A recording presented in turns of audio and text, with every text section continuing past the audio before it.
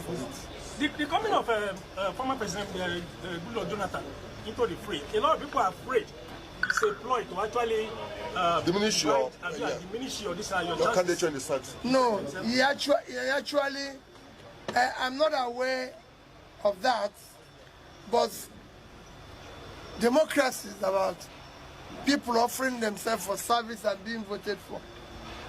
I'm not in any way going around looking for who is contesting. I'm concentrating on how to build a better Nigeria. How would you build a better Nigeria, sir? In few words, just tell us how you build a better Nigeria. By first uniting the country. Because it's not a united country today. We have to govern the country by the Constitution of Nigeria, which stipulates that there's a federal character where you have to make sure that it is inclusive. The country must be united. The country must be secured. We want to see where mothers can no longer fear when their children go to school. When they can no longer fear when their children go to work. And when we can travel all over Nigeria without fear.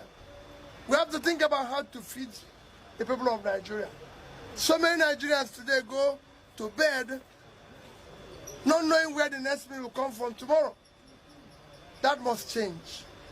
We must live in a country where people do not turn public assets and public wealth as their private assets.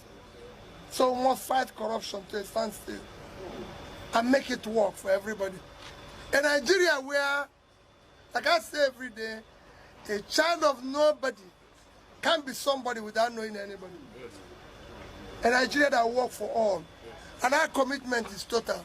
Where whatever the lead, those who are aspiring like I'm doing, or contesting, say they will do it.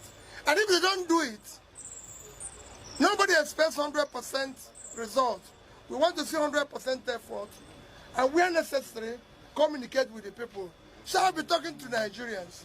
If there's killing, I have to tell them why, what we are doing to mitigate that, to ensure that it doesn't happen as it's happening today. Where you wake up every day in Nigeria, all you hear is about killing.